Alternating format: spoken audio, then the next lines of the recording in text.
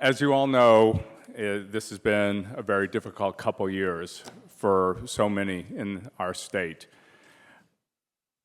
Probably no group has had to suffer more hardships than our institutions of higher education, the families that send their children there as students, the students themselves who are trying to complete their education and go out into the world and make a living and raise families of their own.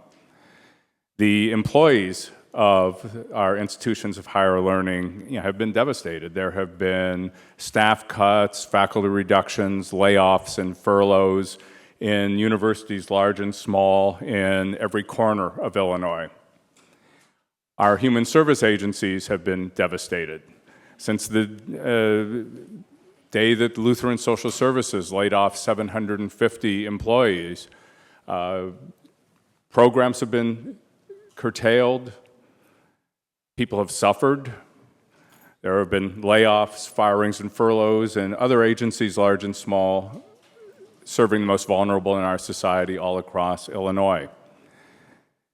The combination of layoffs, closures, the inability of employees to have certainty has hurt our communities and our towns, our retailers, our business people, as people have not known how they're going to spend and how they're going to provide for their families in these times of uncertainty.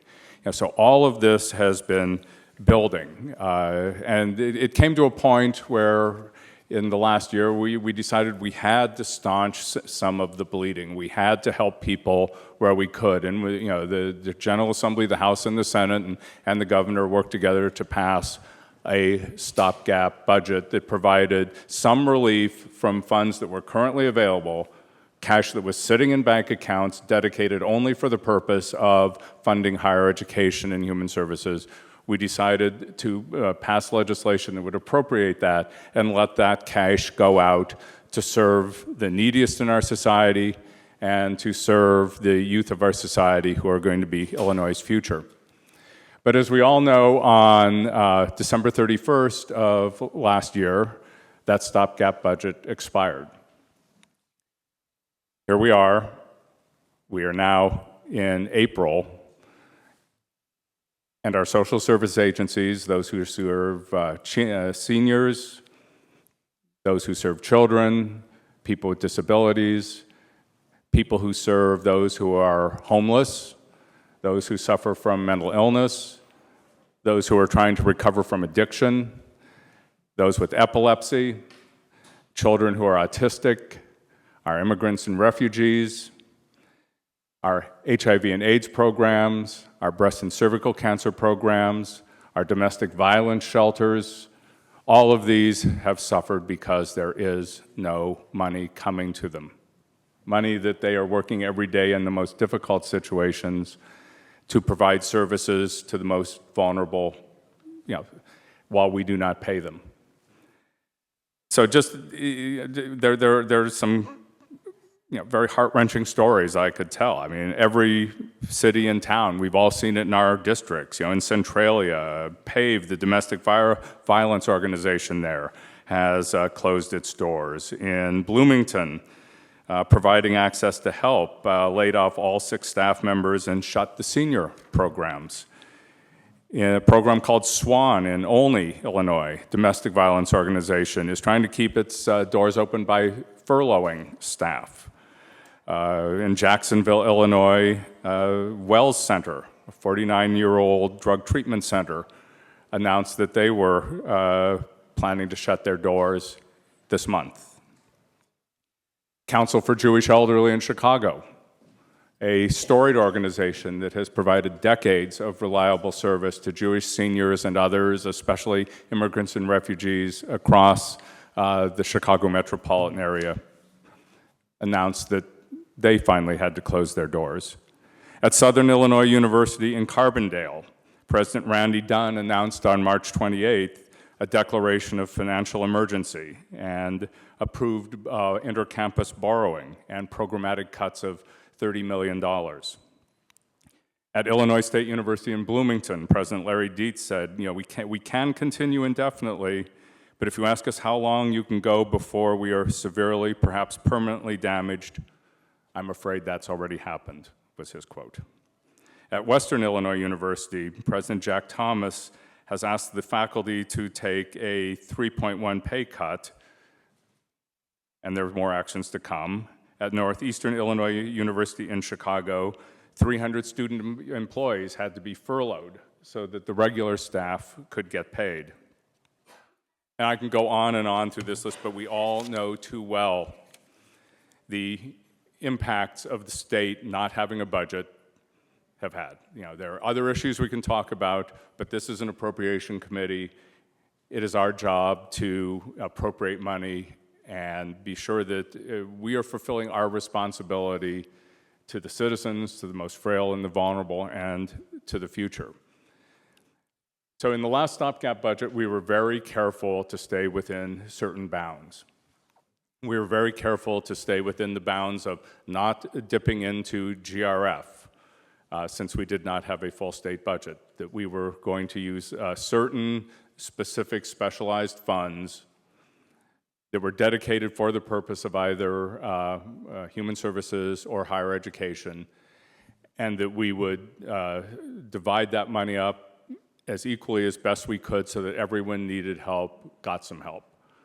And this amendment, a floor amendment that I'm presenting today for consideration, follows in the same spirit. So this lifeline budget that I'm discussing today would come from the Commitment to Human Service Fund, which is fed through a percentage of the state income taxes as they are collected. And as you know, now is tax season, so money has been coming into those accounts, and a certain percentage is diverted to the Commitment to Human Services Fund, and also utilizes funds from the Educational Assistance Fund, which is fed through a similar mechanism from the income tax, but also receives gaming revenues. If you recall, I presented a similar bill on the floor at the end of the 99th General Assembly, which passed the House. It went to the Senate, and the Senate decided at that point that they were not going to take it up because they were in the very beginning stages of the negotiation of the grand bargain that they had been working on between their caucuses. So here we are, 4 months later, 5 months later, and we've seen that that has not passed the Senate. So I feel it is our time, it is our opportunity, it's our responsibility to take money that is sitting in bank accounts that can be used for no other purpose and disseminate it to the human service agencies of our state and for the purposes of higher education. So the proposal I'm going to have today spends money from those two funds I mentioned, the Commitment to Human Services Fund and the Educational Assistance Fund. During the floor debate on this similar bill earlier this year in January, there were concerns raised about the adequacy of the receipts in those funds to fully meet the proposals that were in the spending plan that we sent to the Senate. Now that we're 9 months into the year, we have a pretty good track record of how revenue has been coming in, and it has been coming in fairly much on the projected basis that we assumed. And we are using the numbers that COGFA has provided us. So their analysis is that we are still working within an acceptable revenue number. And for the purposes of this legislation, we did not appropriate all the funds that we even thought would be available because we wanted to leave a cushion so that if there were some fluctuation in the last 3 months of this year, there would be room to adapt if money did not come in quite as expected. But so far, with 9 months behind us, we think we're doing fairly well on the projections. So let me briefly describe what is actually in the appropriation, and I'll start with the area of social services. House Bill 109 approved $258 million to human service entities. There is also a provision for those who received money from the prior stopgap, but because of contracting delays were not able to fully utilize all those funds. There's a look-back provision that would allow agencies such as autism, homeless youth, immigrant integration welcoming centers, and the others who were not able to fully expend the monies from the 2016 Stopgap to still be able to voucher for and utilize those funds, so they would get the full intent of what we intended them to have, but because of the action of the delayed contracting process, we're not able to receive. So for fiscal year 2017, there is a long list in your analyses that you'll see of the different programs. We decided that the best way to approach this was the same way we had done in the prior stopgap bill. So in this Lifeline bill, each entity gets their share, their proportionate share of the revenue, the cash that's available. So it's distributed evenly throughout all the organizations. If you see slight errors in math, some of the numbers, just the way the math worked out, may have been a point or below or a point above, but it's all about the same percentage. It includes the Department of Aging, grants to area agencies on aging, the long-term care program, foster grandparent program, senior meals, grandparents raising grandchildren, and on down the list, which you can see here. In human services, we fund welcoming centers and immigrant integration centers.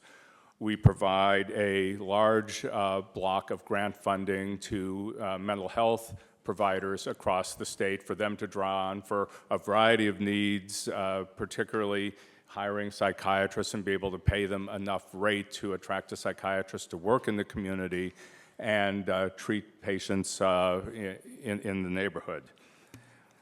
Mental health supportive housing is included. Autism, developmental disabilities, dental and epilepsy grants are included.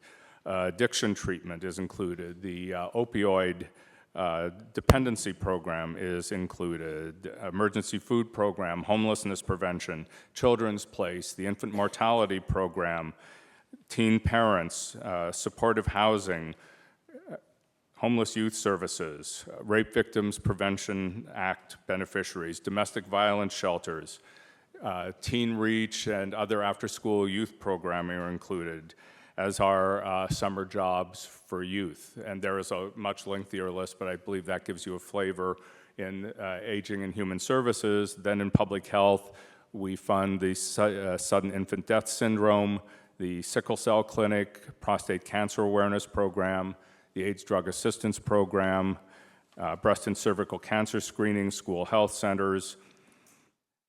Also are the Latino Family and African Family Commissions.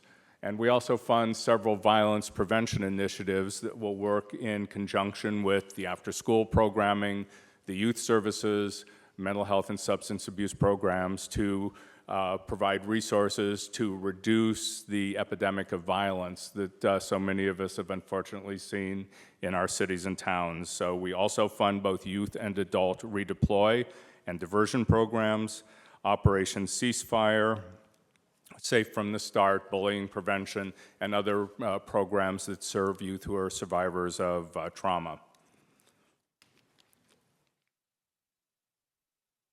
In the higher education area, the bill appropriates $559 million. The largest single piece of that is the MAP grant program, which receives $287 million. This would fully fund one semester and get students through half of the next semester. So this is 3/4 of a year of MAP grant funding. There are other scholarship programs such as Golden Apple, the medical program that incentivizes students to obtain a medical degree and helps them with their student loans if they commit to working in our Illinois veterans homes is included. A similar program that funds teacher training if the teachers agree upon graduation to stay in the state of Illinois and work in underserved communities. That is still included, and so there are a number of similar grant programs that are also funded here. Community colleges are funded at a level of $36 million, and you will also see a $50 million entry in the Illinois Community College Board for career and technical education. This is a maintenance of effort requirement from the federal government. There is great concern that should we not meet our maintenance of effort requirement, the state will probably have to pay back as much as we are appropriating, so we will get hit twice and put future education funding at risk. So there is $50 million and $36 million for career and tech and community colleges.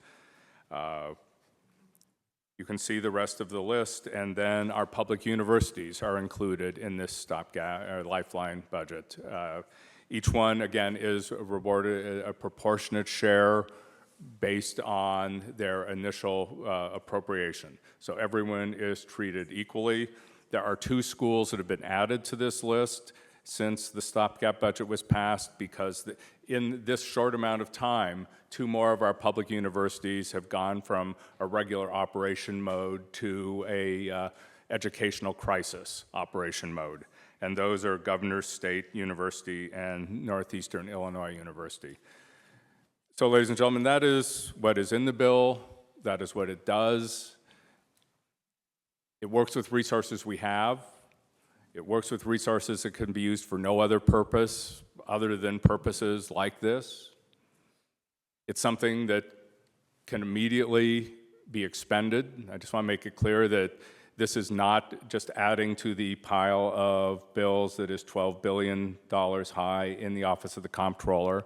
This is money that would provide immediate and tangible help to the agencies and all of our communities who direly need us to stand up beside them and help right now. So, ladies and gentlemen, that summarizes the bill. I would be happy to take any questions. There was one person who filed a witness slip that would like to provide oral testimony. Polly Poskin. Is Polly in the room? Okay. Are there any questions from the members? Representative Demmer. Thank you, Madam Chair and Representative Harris, for bringing this bill today. I guess I'd like to start by, in your introductory remarks, you talked about the challenges that are facing social service providers and higher education institutions over the last year. And those challenges are real. And one of the most significant challenges that we've heard about, I'm sure you have as well, is the challenge and a lack of predictability for these organizations, understanding how they can make financial plans for their institutions, not knowing what level of funding will be available to them in a given year or when the next round of funding might come out. And I think that's one of the points that we have tried to drive home, is that the only way to give predictability to these organizations is to pass a balanced, comprehensive budget, one that acknowledges the state's overall commitment to these organizations on a big picture basis, and not just in a kind of hopping from one stopgap to one stopgap, never really being clear with organizations about when the next temporary Band-Aid will come or how much they should expect to receive in any given year. In fact, in the last couple of days, we've heard some troubling comments for those of us who believe that a comprehensive and balanced budget is the right approach. We've heard members of the other chamber, Senators Biss and Harmon, have talked about the fact that they predict there will be no budget until 2019. That's dramatically troubling to those of us who believe that's the only path that we have forward that's actually sustainable for us. And it's also troubling to see a bill like this come about just earlier today, several hours ago, without much chance for us on the Republican side to be able to review this comprehensive legislation, this stopgap proposal. There's quite a bit in here. We're working to go line by line through it and understand just what commitments this makes from the state's perspective. But my question for you is, why throw in the towel on a comprehensive, balanced budget approach? Why go to a stopgap on April 5th? Why not continue to work on what we think is the right approach forward, which is to look at things in a big picture and not just hop from one temporary measure to another?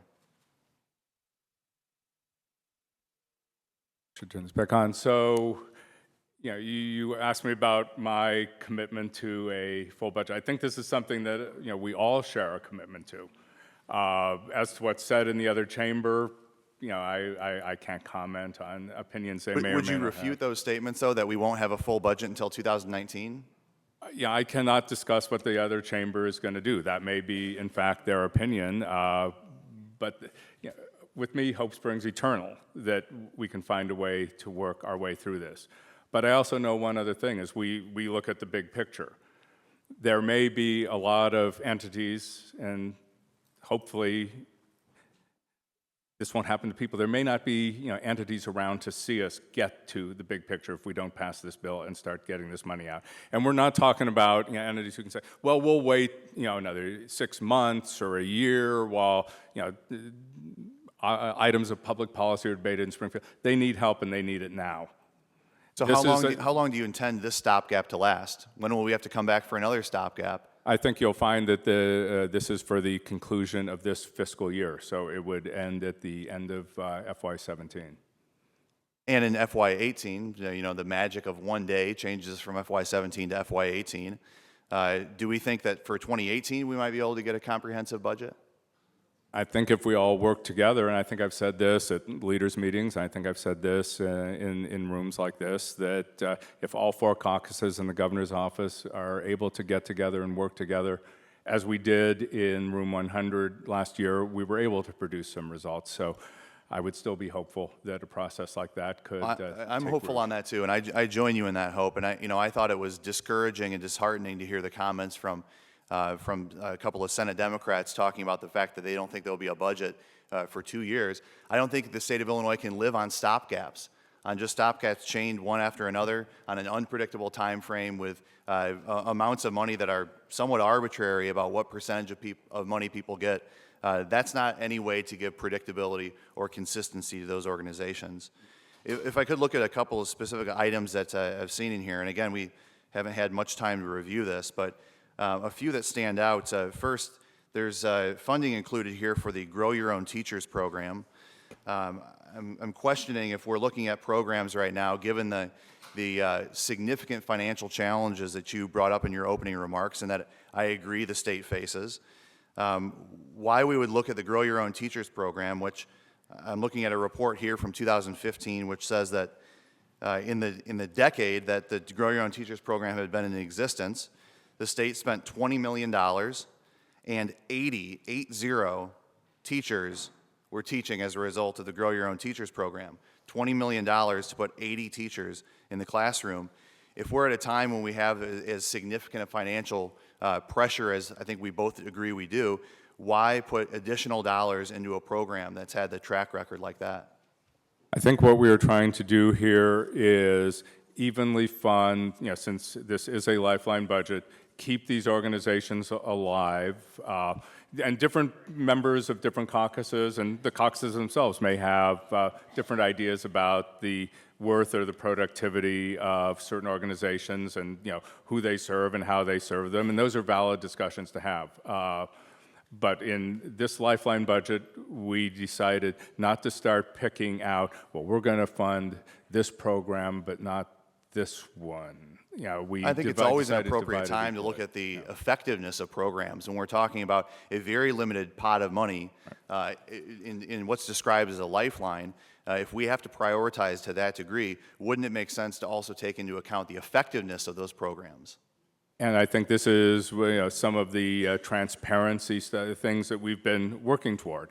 And I think if we were to get into a debate about this one particular program, I would tell you the counter arguments of the difficulties that certain very high risk populations have in getting the prerequisites to get into school and complete their higher education and go out into the workforce and get a job teaching to improve the lives for young people and make them better from communities with which they came. And I think they would point to, there may be some historic statistics in the report you quoted, but they would also talk about what's been happening since 2015 and the number of young men and women who are in the pipeline in our colleges and education, higher ed institutions, who are really trying to make a difference and change their lives and change the communities that they came from.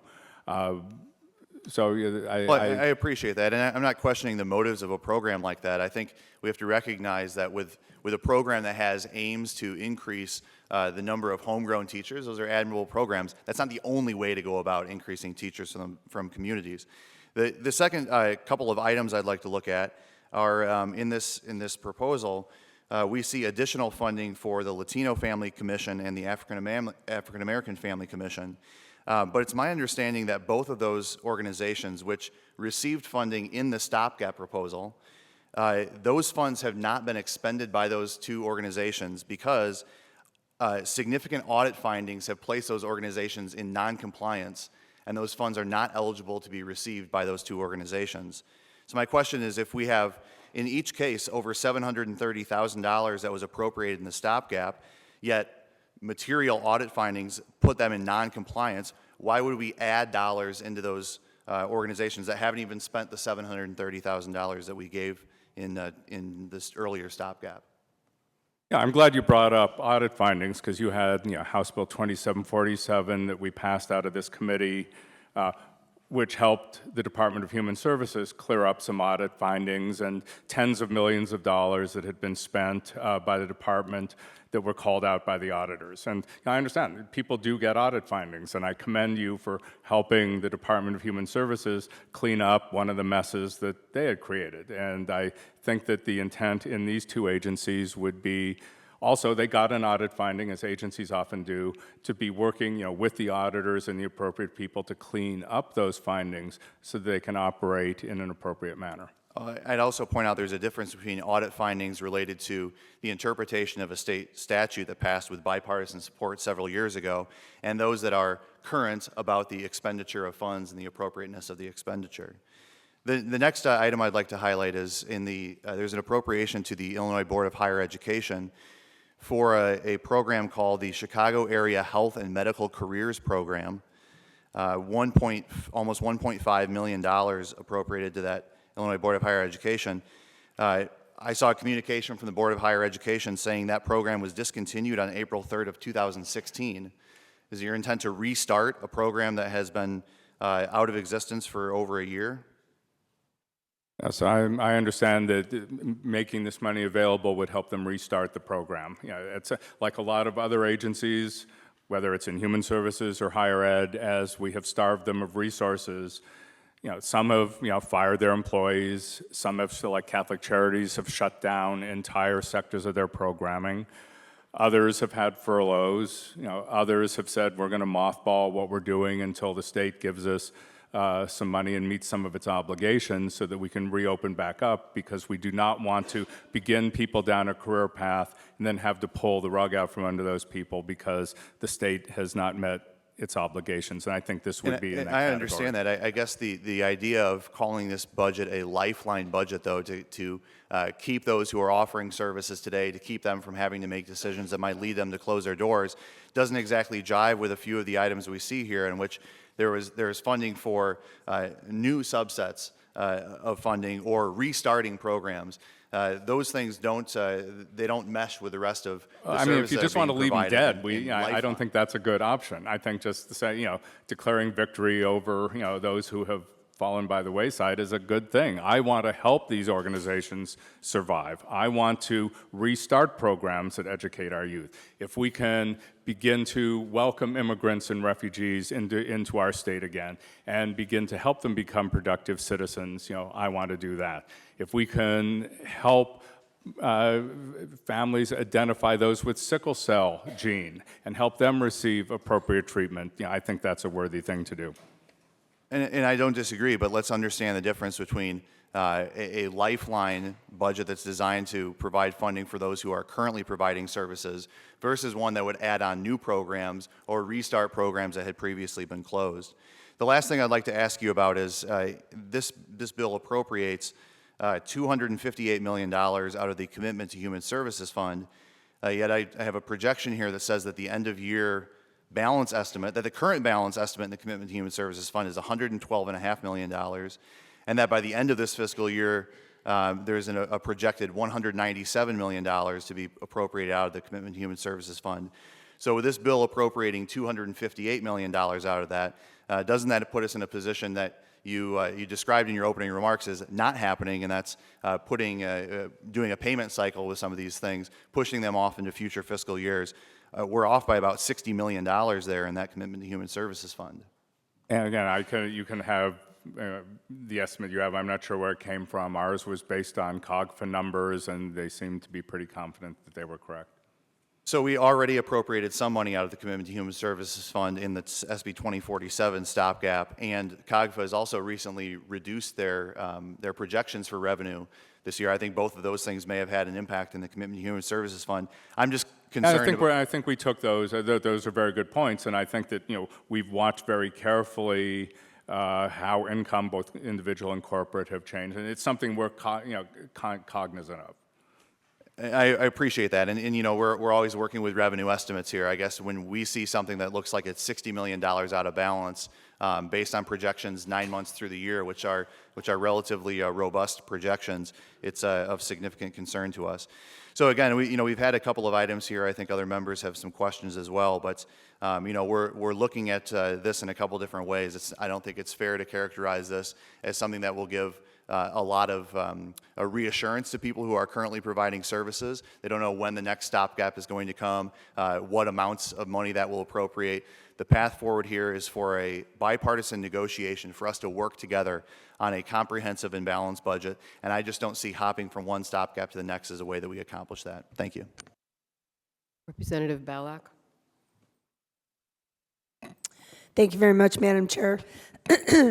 Just moving forward on some of the issues and your opening remarks, Representative Harris, and of course, all of us here agree that we want to fund the human services and the universities. Those are top priorities of all of us in this room and throughout the state. But adding on to what Representative Demmer just brought up, a lot of good points are some of the points that I want to move on with regard to how did you come up with the methodology of the funding in this bill?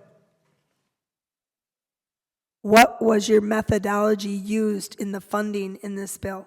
We took the items from the previous stopgap bill. We also had, as I said, 2 universities go into crisis, and we also added certain items regarding higher education, including community colleges and the maintenance of effort requirement. Okay, so in the brief time that we were allowed to be given this, there are several, I think, additions to what we had in the stopgap from last year. How were those chosen? They were chosen in consultation with the departments and with the individual agencies as needs were identified, for instance, the maintenance of effort requirement. So then, you look at community colleges, there's a lump sum there, and then they have their own internal way of distributing that to colleges, and this would move forward in a similar manner. Well, in the colleges last year with the universities, and of course we all want to fund the universities, and I know we talk about it all the time, how extreme it got last year. But last year when we did the stopgap budget, we worked on it for at least 3 weeks. When the full budget didn't work out, now we're expected to vote on this in 3 hours, of which is fast, you have to admit. I mean, we can barely go over the numbers to be at this committee to have a fair viewing of it. But in just briefly overlooking this in the additional programs, you have a program here that you've given $17.5 million to that's new, career and tech educational activities? That is the maintenance of effort line. It's training that's typically delivered in communities through community colleges for folks who are going on the non-college track. So it's career education. And this is where the maintenance of effort requirement with the federal government came up. That's what that line represents. That we get certain, several, like a lot of money, I think a couple $100 million from the federal government for the purpose of job retraining and those types of things. There's at risk if the Illinois does not put up its own share. So that's what that line represents, is Illinois' share. Okay. And moving into just one question in the education, because this was so controversial last year in the stopgap. So the majority of them are between, the universities are between 21 and 24%, but Chicago State, again, is close to 40%? Is that correct? Is,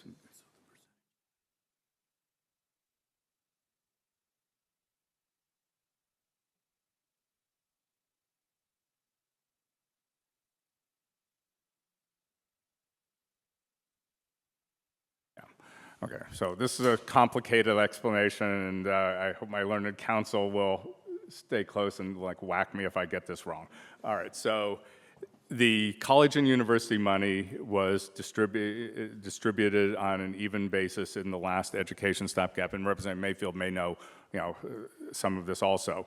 That within that stopgap, if you remember, there was a certain pot of money given to the Board of Higher Ed to use for emergency situations that arose. I think it was $20 million. $20 million was appropriated to the Board of Higher Ed, and then universities would have to, if they received, if they were in some kind of financial emergency, they would have to apply to the Board of Higher Ed, and they got additional money to pay depending on the state of their emergency and how much they needed. But those decisions were made by the Board of Higher Ed, and those numbers then became part of the base against which these percentages were applied. So someone can explain it to you after the meeting too, and me again too. Thank you. So in following up with the methodology, the timing of this is, again, when I said, all of us here support the human services. I mean, I've spent my entire 18 years with human services. We were trying to hope for an accountable, transparent, full budget for the rest, of 2017 going into 2018. This, I think, stops that process because people will say, okay, we've got it, like we did last year. But we did that last year, saying this year we would have a full budget. By doing this stopgap this year, what's to say it won't be another year, and then the human services and the universities, along with a lot of other groups, will be pushed back against the wall again, coming into that final period, not knowing whether they were going to get funding or not. That's one point about the timing. The second point about the timing is, with it coming out so fast right now, what is the fairness to all the other groups that we always open an opportunity to say, yes, a lot of groups in here got what they got from last year, and a lot got more than what they got last year. But what about other groups that weren't included in the stopgap budget last year and now have no opportunity to ask for money to be put into this budget? So the stopgap budget we had last year, if you go down the list, was in human services, everybody who was not were under a consent decree. So they were included. They were also included this year. There was one in human services, I forgot to call this one out, that was added, and it was neglectfully not in the previous stopgap budget, which is Safe from the Start. And then there was also an issue with domestic violence, who had been funded in one budget, and so we all know that story. And so domestic violence is, clearly in this budget. It was not necessarily in the stopgap budget. But that was exactly the example why I brought this up, because of the domestic violence not being in there. Everybody said it was a mistake, whatever it was, but this timing of this so quickly is, I think, given opportunity for more mistakes to happen so fast. And I think that the people of Illinois, especially over the last month and a half, I'm sure we all meet this when we go back into our districts, of people desperately wanting a full budget for the state of Illinois. Everybody, including bond houses and other financial institutions, downgrading us, on the verge of junk bond status. It all plays into the uncertainty of the budget of the state of Illinois. Article upon article upon article is about that. So the uncertainty of a state budget is stopped at this point right now, I think. And I'm saying stopgap is money But without a full budget, I think it affects the bond ratings. I think it affects the people of Illinois and the growth in the economy, because this will lend itself to saying there is not going to be a full budget in the state of Illinois this year. With the remarks made in the Senate by the senators the other day, people will say there won't be a full budget in the state of Illinois till 2019, and that will destroy the fiscal footing, whatever is left of the state, I think, in the eyes of all the financial groups, not only in Illinois, but the rest of the United States, in looking to bring businesses to Illinois, grow jobs in Illinois. That uncertainty will be a failing grade. Thank you. Okay, yes, yes. First, I'd like to, Clerk, could you please add Representative Hernandez to the roll? And then Representative Mayfield moves to recommend that House Floor Amendment Number 1 to House Bill 109 be adopted, and votes yes. And opens the roll and votes yes. Okay. Representative Ford? Thank you, Madam Chair. First, I want to thank Leader Harris for doing this bill and trying to adopt the amendment. I think when I look at the programs that this amendment will cover, it hits all of our communities. And voting for it will be protecting people in each of our communities, especially when I see that we're trying to do something about the heroin epidemic. That's in there, and it's attacking all of our communities, and to vote against it will be voting against the people that we serve. And I'm happy to be on this committee because we all say that we're fighting for our people. That's what this bill does. Fight for the people. And I don't know any district that this bill would not help.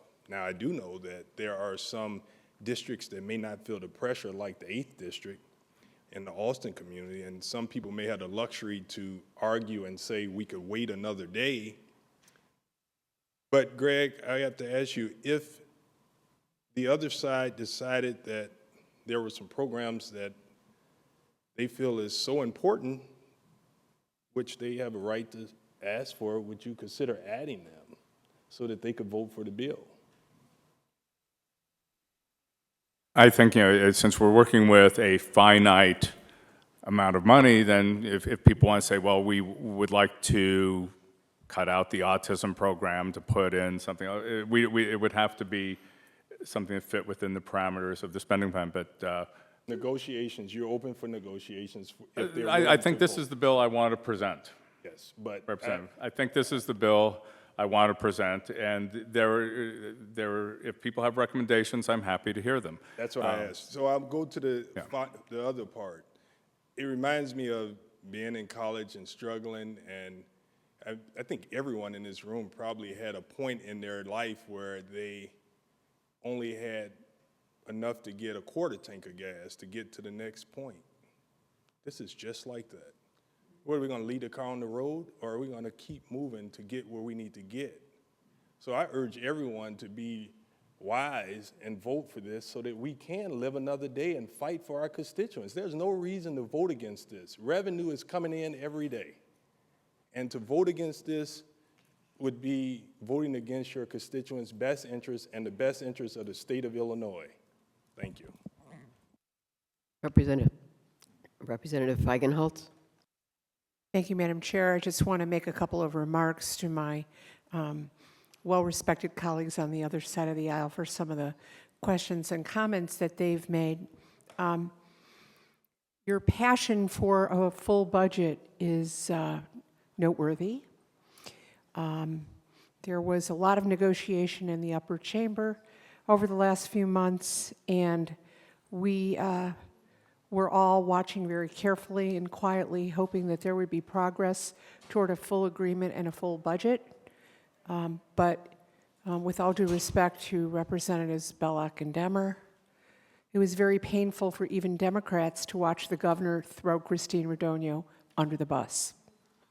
So I just want to be on the record saying that as a Democrat who has a lot of respect for Christine Radogno and who I think she really worked hard, and I'm really sorry that she was so humiliated by the governor. But I also want to talk a little bit about what we're doing here today. So I'm not a lawyer, but I'm sure many of you are, and there is such a thing that the state executes. It's called a contract, okay? And there are providers out there who who've been providing services, and the expectation of the directors and secretaries of each of the departments, whether it be human services, higher education, or whatever is in this document, there's been an expectation that they were going to provide a service, and they did provide that service. It was the state of Illinois that did not hold up their side of the contract. This bill will pay them for services that they have already rendered in the past and get them through June 30th. That's all this is.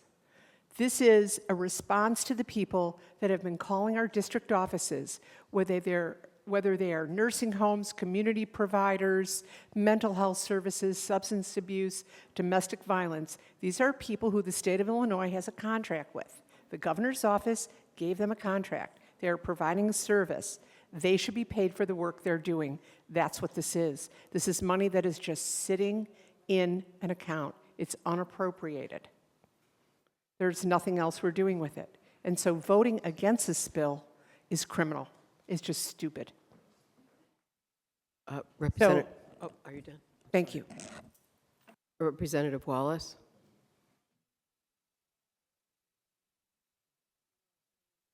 Wallace. Oh, Willis, sorry. It's okay, thank you. Representative Harris, this bill, hopefully we will be fortunate enough to pass it, does not stop us from continuing to work on a goal of a full budget, correct? It does not stop us from working on a full budget, but it will certainly help some social service agencies and colleges and universities to survive until we do that.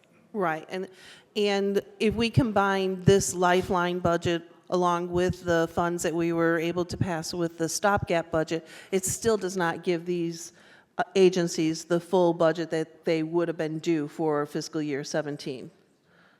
That is correct. So we still are going to be short on the amounts that we owe for the contracts that they have done.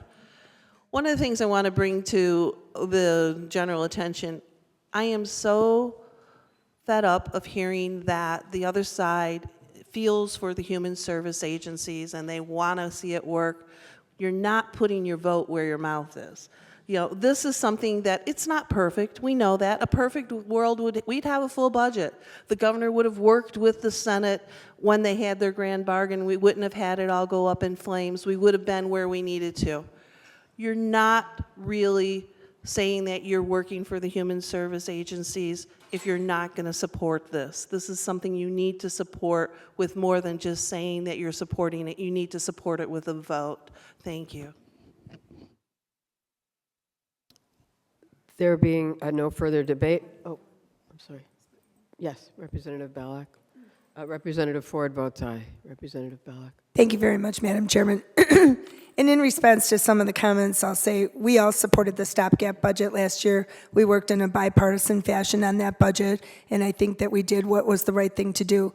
We do care about the human services. I'm going to bring up one issue why I feel a budget this year is so important, because we worked so much on this managed care. We've had all these hearings on the managed care. Okay, we owe those managed care companies $2 billion right now. I'm getting calls all the time, and I can't imagine that you're not too, that after 60 days, they do not have to provide services. I've heard from Easter Seals. I'm talking about all the groups in our area who now have kids that are disabled, and those companies are so far behind in getting paid, they don't have to pay the providers. Now remember, those are all Medicaid people that we have pledged that they would get better access to care, better quality of care, and those are the groups that are supposed to be taking care of them. This budget will not pay those companies, correct? Medicaid is being paid now out of court order and consent decree. Right, but we still owe them $2 billion. Yeah, this budget is for items that are not in the Medicaid program. Right, but everybody says, oh, everything is paid for by Medicaid, but it's not. Representative, there is a payment process Right. through the managed care organizations. We sat in the same hearing and heard these issues. Right. And I think, there are certainly some providers that need to be encouraged to pay on a more timely basis. But that is not, this is not a Medicaid bill. This is a GRI. I know it's not a Medicaid bill, Commitment to Human but I'm Service Fund saying bill. without having a full budget, we are not taking care of other issues that we need to address and pay. We have $12 billion of unpaid bills. Look at what we're paying here, correct? We're paying,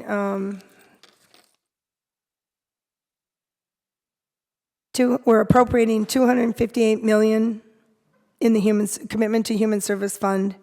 Is that correct?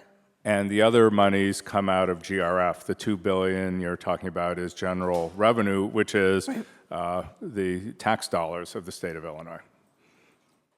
Again, I'm just reiterating that we care about the human services. We voted for the stopgap budget last year to take care of that. We wanted to get a full budget this year so that we could take care of everybody in the state of Illinois that we owe those $12 billion to, and at least move forward in a positive approach to getting our state back on a strong fiscal footing. Of course, we want to pay the human services, we want to pay the universities, but I believe that we will have a problem after this in moving forward even with a budget next year. And that really is a cause for concern. A no budget this year, a no budget next year. Nobody really can even conceive of not having a full budget in the state of Illinois till 2019. Representative Harris, can we continue the roll? Clerk, please continue the roll. Harris. Yes. Gable. Yes. Belloc. Dimmer. Feigenholtz. Aye. Freeze. Jizzle. Yeah, I just want to preface my vote with a couple of comments real quickly. Just simply that as long as I've been here since 2014, middle of 2014, we have not had a budget. And all we have done is push things off and have short-term solutions, and the time is over for short-term solutions. I'm sorry we're here. I take exception to being accused that we say one thing out of our mouth and we don't support human services. That could not be further from the truth. The fact of the matter is the thing that's going to help us the most is a full, balanced budget, because it has been years, if not decades, since we have done that. And why do you think we have close to $13 billion in unpaid bills? It's because of that. That is why we're insisting that we move to a full budget as soon as possible. This doesn't push us there. We did a stopgap last year at the end of June, and it is now April, the following year, that we're filling in again. Do we have a budget? No. How long will it be if we pass this until we have another budget discussion? The fact that we're just putting out there and simply saying, we'll continue to work on a budget, that doesn't look like it's very promising. So I just insist that we do that. I implore both sides of the aisle to get together and do this immediately. In the meantime, I'm going to vote no on this. Thank you. Lilly. Manley. Yes. Meyer. Mussman. Yes. Severin. No. Spain. I have a comment as well before my vote. And Chairman Harris, I had asked to serve on this committee for two reasons. First, because I do have a commitment and take great pride and support for our human service organizations. But secondly, I have great respect for your leadership and the work that this committee has done. With that said, it certainly is disappointing to receive this $800 million appropriation with 3 hours notice and very legitimate questions about what funding is included, how the numbers were arrived upon, and based on that, I'll be voting no. Willis? Hernandez?